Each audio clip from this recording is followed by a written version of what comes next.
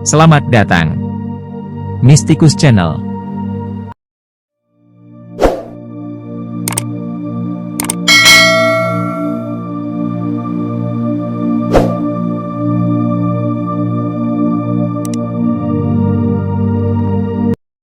Kisah wali di bulan Rajab, kendalikan egomu. Maulana Syekh Hisham Kabbani. Dalam versi Ocean Secrets of the Heart.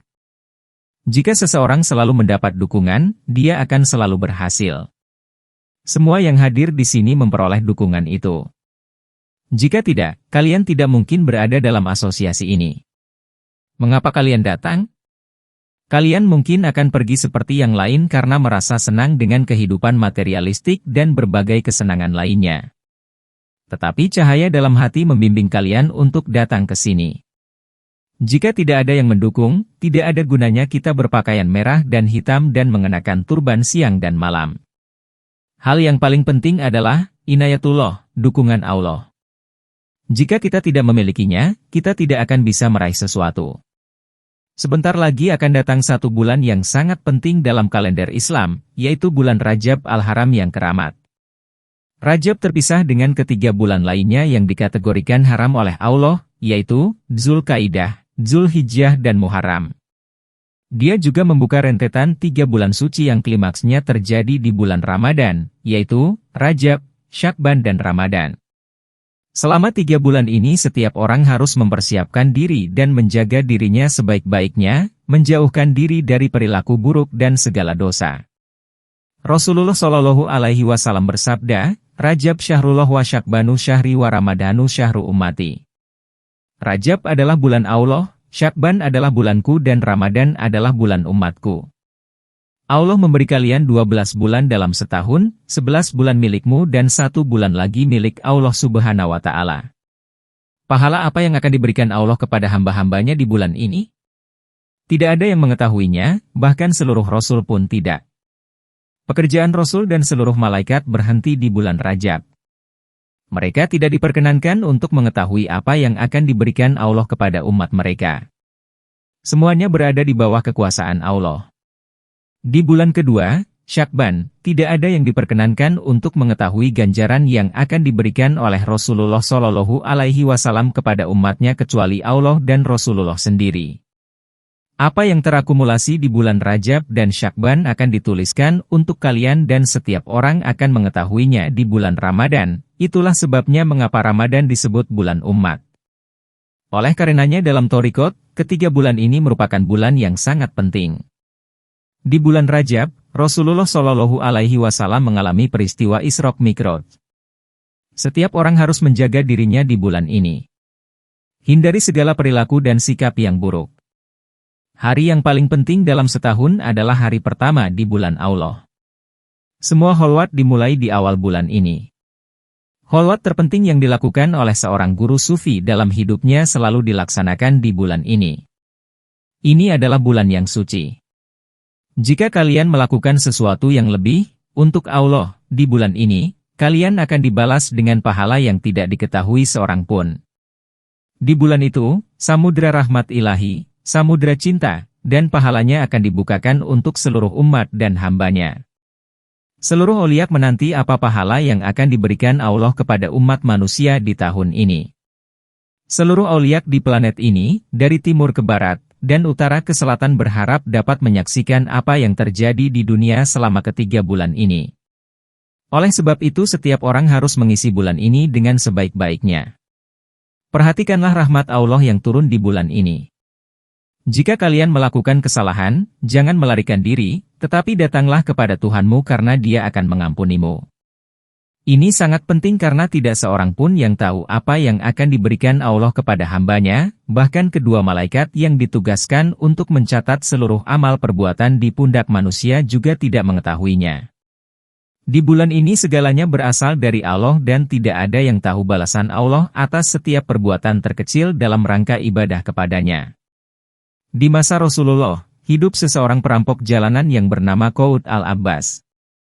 Di malam hari dia pergi ke jalan dan bila menemukan seseorang yang berjalan sendirian, dia akan menangkap dan merampoknya, kadang-kadang dia melukai dan membunuhnya, setelah itu dia kembali lagi ke rumahnya.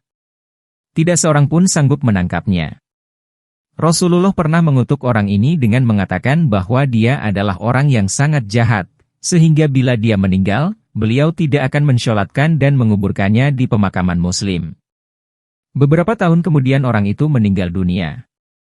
Dia mempunyai seorang anak perempuan tetapi tidak ada orang lain yang bisa mengurus jasadnya. Karena Rasulullah telah mengutuknya, maka anak itu membawa tubuh ayahnya di sepanjang jalan di Madinah dan melemparkannya ke dalam sumur yang kering. Beberapa saat kemudian Allah berfirman kepada Rasulullah, "Ya Habibi ya Muhammad, wahai Rasulku yang tercinta, hari ini salah satu waliku meninggal dunia. Engkau harus pergi memandikan dan membersihkannya, lalu mengkafani, mensholatkan dan menguburkannya." Rasulullah menjadi heran karena selama hidupnya orang itu telah dikutuknya, tetapi sekarang ketika dia meninggal, Allah mengatakan bahwa dia adalah seorang wali. Bagaimana mungkin? Tetapi tak seorang pun yang bisa menggugat pengetahuan Allah, bahkan Rasulullah pun tidak. Jika Allah ingin menjadikan seorang perampok sebagai wali, tak ada yang bisa mengatakan, mengapa? Semua harus menerimanya. Itulah sebabnya, menurut ajaran Sufi dan ajaran Thariqat Naqsyabandi, kalian harus memandang orang lain lebih baik dari dirimu. Kalian tidak akan tahu bila Allah akan menaikkan derajat seseorang lebih tinggi daripada derajat kalian, siapa yang tahu? Tak seorang pun yang tahu, oleh sebab itu tidak seorang pun yang bisa ikut campur. Jangan memandang rendah kepada seseorang seolah-olah kalian lebih superior dibandingkan mereka. Kalian tidak tahu apakah orang itu dalam pandangan Allah adalah seorang wali atau bukan. Siapa tahu? Tempatkanlah selalu orang lain di tingkat yang lebih tinggi, tunjukkan rasa hormat kepada mereka dan bersikaplah rendah hati kepada mereka. Jangan tunjukkan ego dan membanggakan diri. Rahmat ilahi begitu besar sehingga kalian dilarang untuk melihat apapun yang dilakukan oleh orang di luar sana dan menyebut mereka gila, atau mengkritik perilaku buruk mereka. Biarkanlah mereka, Allah yang akan menilai tindakan mereka. Lihatlah dirimu sendiri, berlakulah dengan baik, jangan turut campur dalam urusan orang lain. Itu bukan urusanmu. Tugas kalian adalah mengurus diri kalian sendiri. Perbaiki diri kalian, tinggalkan orang lain kepada Tuhannya. Biarkan mereka melakukan apa yang mereka suka. Ini adalah suatu pemahaman dan ajaran yang benar dalam Sufisme, yaitu meninggalkan setiap orang kepada Tuhannya, dan hanya berurusan dengan dirimu sendiri. Jika kalian mengajari ego kalian agar tidak mencampuri urusan orang lain, maka kalian akan merasakan hidup dalam kebahagiaan, karena ketika kalian melihat orang lain, kalian hanya melihatnya sebagai hamba dari Tuhan yang sama dengan kalian, oleh sebab itu kadang-kadang Tuhan akan mengampuni apa yang mereka lakukan. Jangan berkata, "Hei, kalian melakukan perbuatan yang buruk, minum-minum, bermain wanita, mengerjakan ini itu." Biarkan orang itu berurusan dengan Tuhannya. Ajarilah orang-orang secara umum. Jangan memojokkan seseorang dan jadilah lebih spesifik. Allah berfirman kepada Rasulullah, "Ya Rasulullah, pergilah, dan bersihkan dirinya." Dengan segera Rasulullah memanggil Sayyidina Abu Bakar As-Siddiq dan berkata, "Wahai Abu Bakar, kita harus segera pergi dan menjemput orang itu." Abu Bakar berkata, "Wahai Rasulullah, engkau pernah berkata bahwa engkau tidak akan menguburkannya di pemakaman muslim karena dia bukan seorang muslim." Rasulullah bersabda, "Tidak. Dia bukan muslim yang biasa. Allah berfirman kepadaku bahwa dia adalah seorang wali. Apa yang dilakukan perampok itu selama hidupnya sehingga dia menjadi seorang wali? Padahal selama hidupnya pekerjaannya adalah membunuh, merampok, dan mencuri." Rasulullah pergi menuju sumur itu dan dengan tangannya sendiri, beliau mengeluarkan tubuh orang itu, kemudian membawanya ke rumahnya bersama para sahabat. Beliau membersihkan tubuhnya, memandikan dan mengkafaninya, kemudian mensholatkan dan membawanya dari Masjid Rasulullah ke Jannatul Baqi, yang berjarak sekitar 15 menit bila berjalan kaki. Namun pada saat itu dibutuhkan waktu lebih dari 2 jam untuk memindahkan tubuhnya ke sana. Seluruh sahabat merasa heran melihat cara Rasulullah berjalan. Dengan tangannya sendiri Rasulullah telah membersihkan, memandikan dan mensholatkannya, dan sekarang beliau membawa orang itu ke kuburnya dengan kaki yang berjingkat. Mereka bertanya, "Wahai Rasulullah, mengapa engkau berjalan dengan kaki berjingkat?" Beliau menjawab, Allah telah memerintahkan seluruh wali dari timur ke barat, dan seluruh malaikat dari ketujuh surga, serta semua makhluk spiritual untuk hadir di sini dan mengikuti wali itu sehingga jalan dipenuhi mereka dan sulit bagiku untuk mencari tempat untuk menginjakkan kakiku. Dalam hidupku, tidak pernah aku sekaget ini. Setelah mereka menguburkannya, Rasulullah tidak berbicara lagi kepada orang-orang melainkan langsung pulang ke rumahnya dengan tubuh yang gemetar dan menggigil.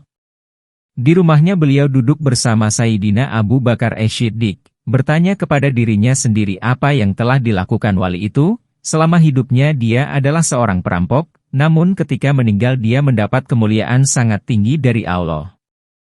Sayyidina Abu Bakar berkata, "Ya Rasulullah, aku merasa malu untuk bertanya tentang apa yang aku saksikan pada hari ini, sungguh membingungkan." Rasulullah menjawab, "Ya Abu Bakar, aku bahkan lebih kaget daripada engkau, dan sekarang aku menunggu kedatangan Jibril untuk memberi keterangan tentang kejadian ini." Ketika Jibril datang, Rasulullah Shallallahu Alaihi Wasallam berkata, "Ya Jibril, ada apa?" Jibril menjawab, "Wahai Rasulullah, jangan bertanya kepadaku. Aku sendiri bingung." Namun demikian tidak perlu bingung, Allah dapat melakukan apa saja yang dikehendakinya dan dia memerintahkan engkau untuk bertanya kepada anak perempuannya. Bersama Sayyidina Abu Bakar As-Siddiq, Rasulullah segera mendatangi rumah perampok itu. Dewasa ini para menteri dan sekretarisnya, tidak, bahkan seorang manajer di sebuah perusahaan pun memperlakukan seseorang seolah-olah mereka pengemis di depan pintu rumahnya. Mereka tidak menunjukkan rasa hormat atau kerendahan hati. Rasulullah tanpa mempedulikan kekuatan dan statusnya sebagai orang yang sempurna, kekasih Allah, dengan rendah hati pergi ke rumah wali itu dan bertanya kepada anak perempuannya apa yang dilakukan ayahnya selama hidupnya. "Wahai anakku, tolong ceritakan bagaimana ayahmu menjalani hidupnya." Dia menjawab, "Ya Rasulullah, aku sangat malu kepadamu, apa yang akan kuceritakan kepadamu? Dia adalah seorang pembunuh dan perampok. Aku tidak pernah melihatnya melakukan suatu kebajikan. Dia merampok dan mencuri siang dan malam, kecuali dalam 1 bulan. Ketika bulan itu datang dia akan berkata, 'Ini adalah bulannya Allah,' karena dia pernah mendengar engkau bersabda, 'Rajab adalah bulan Allah, Syakban adalah bulanku dan Ramadan adalah bulan umat.' Dia berkata, 'Aku tidak peduli dengan bulan Rasulullah ataupun bulan umat, aku hanya peduli pada bulan Tuhanku. Oleh sebab itu aku akan duduk di kamarku, menutupnya, dan melakukan kholwat di bulan ini.' Rasulullah bertanya kepadanya, kholwat macam apa yang dia lakukan?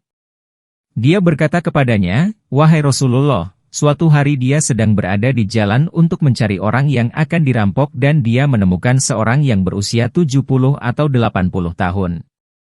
Dia memukulnya sehingga orang itu tidak sadarkan diri, dan merampoknya. Dia menemukan segulungan kertas kecil dari orang itu. Dia membukanya dan menemukan sebuah doa di dalamnya, dia sangat senang dengan doa itu. Setiap tahun ketika bulan Rajab tiba, bulannya Allah, ayahku duduk dan membaca doa itu sepanjang siang dan malam, sambil menangis dia membaca doa itu, kecuali ketika dia mau makan atau berwudu. Setelah bulan itu berlalu, dia bangkit lagi dan berkata, 'Bulan Allah telah berakhir, sekarang giliran kesenanganku.' Dia kembali merampok dan membunuh selama 11 bulan kemudian. Doa yang biasa dibaca oleh orang itu adalah doa yang sangat penting dan setiap orang dianjurkan untuk membacanya sebanyak 3 kali sehari selama bulan Rajab. Maulana Syekh Nazim berkata bahwa doa ini akan membersihkan dirimu dari seluruh dosa dan menjadikan kalian sebagai orang yang suci bagaikan bayi yang baru dilahirkan. Doa itu adalah doa yang sangat populer di kalangan sufi.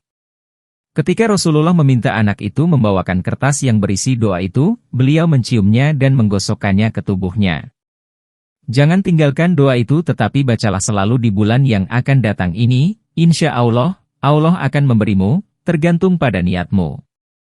Allah berfirman kepada Rasulullah, "Wahai Rasulku yang tercinta, orang itu datang dan bertaubat kepadaku di bulan yang paling penting dalam setahun. Untuk itu, karena dia telah mengorbankan 1 bulan untukku, maka aku mengampuni semua kesalahannya dan aku ubah semua dosanya menjadi amal baik. Karena dia mempunyai dosa yang begitu banyak, maka sekarang dia mempunyai amal yang banyak sekali, bahkan terlalu banyak sehingga menjadikannya seorang wali besar. Karena satu doa, Allah membuat seseorang yang tidak pernah beribadah selama hidupnya menjadi seorang wali. Bagaimana dengan kalian, orang-orang yang berperilaku baik, yang beribadah kepada Tuhan sebagaimana layaknya, datang ke dalam suatu majelis untuk mendengar ceramah? Kalian mempunyai Tuhan yang Maha Pemurah, Tuhan yang penuh cinta. Bagaimana menurut kalian, apa yang akan Dia berikan sebagai ganjaran kepadamu? Apakah kalian pikir Dia akan meninggalkanmu? Untuk setiap langkah yang kalian gunakan menuju suatu majelis, Allah akan menghapus satu dosa dan memberi 10 pahala. Siapapun yang datang dari jarak 2 jam perjalanan, hitunglah berapa banyak langkahnya menuju ke sini.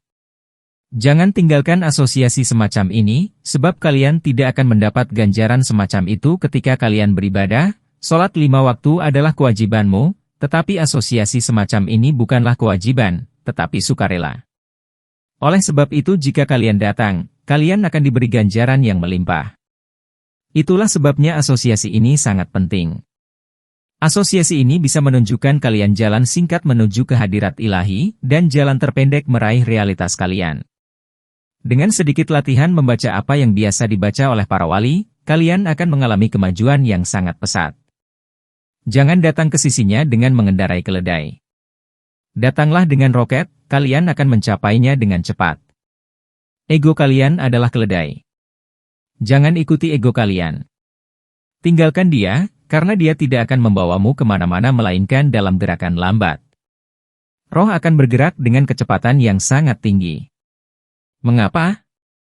Karena roh adalah sesuatu yang berhubungan dengan Allah.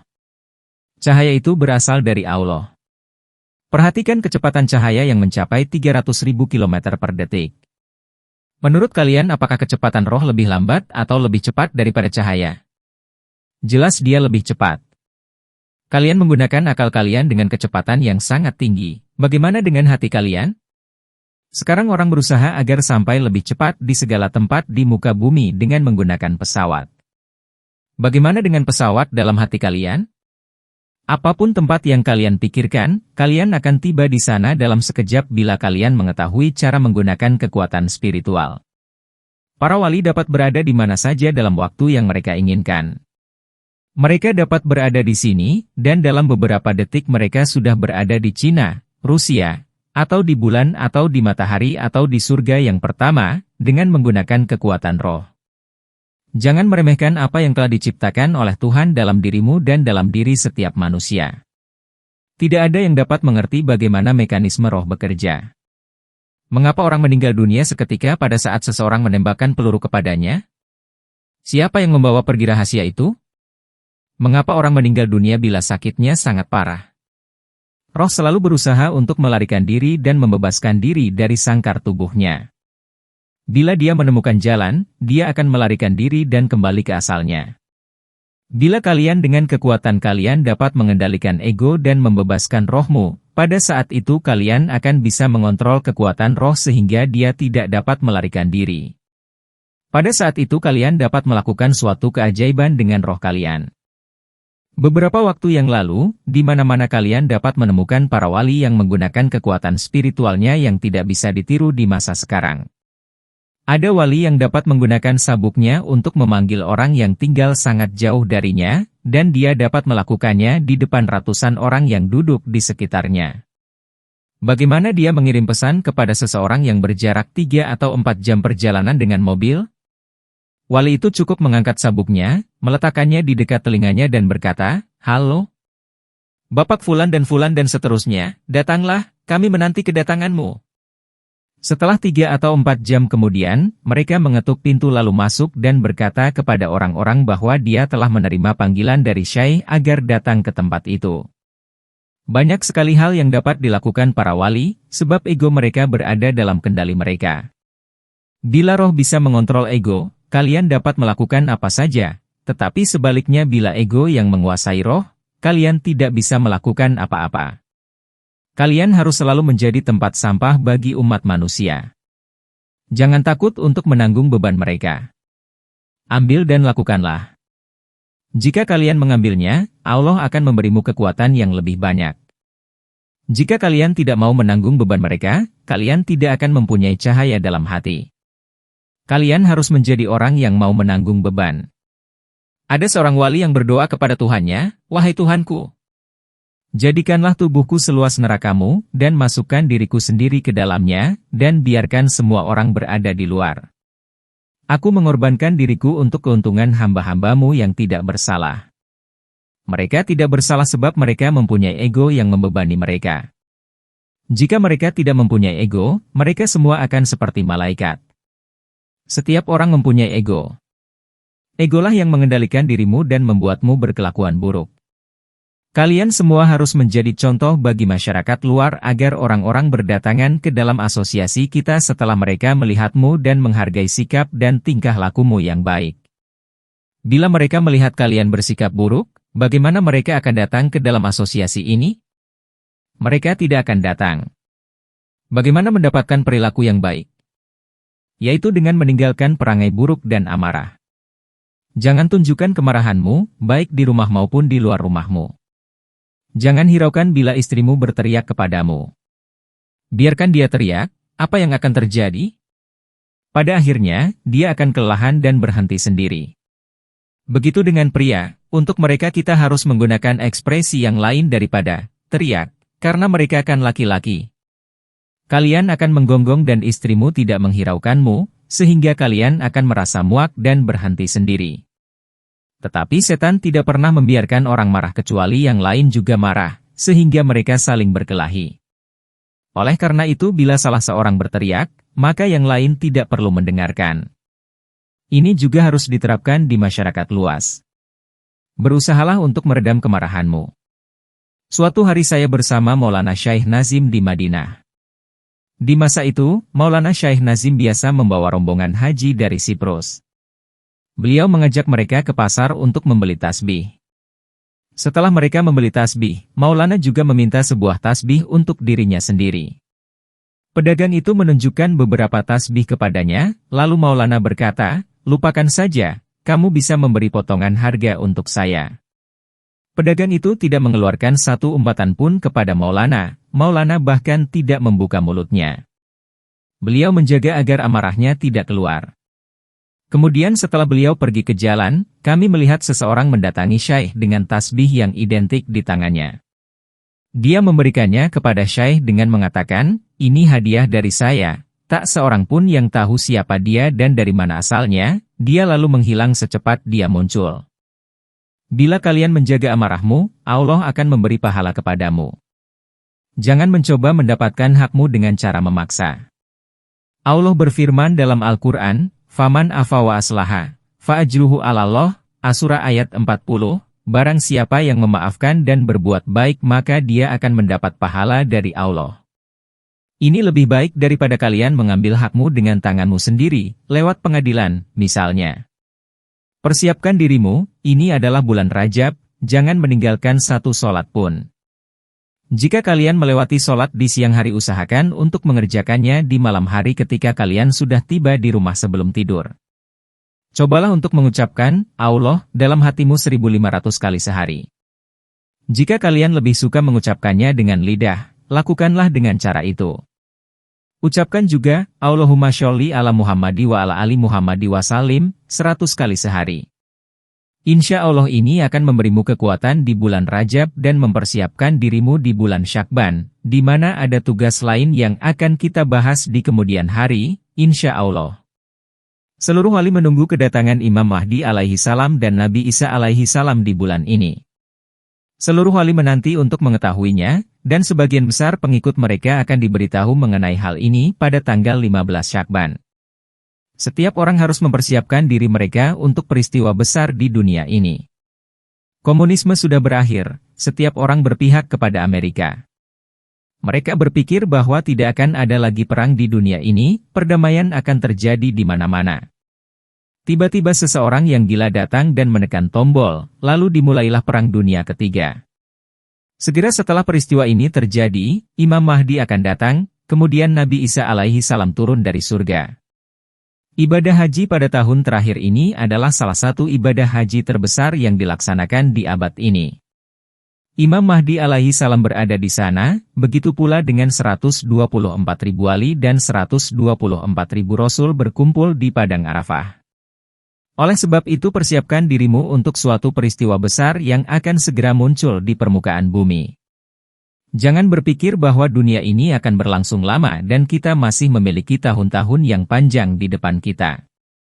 Kita sudah sangat dekat dengan akhir dunia ini dan segera menuju ke akhirat.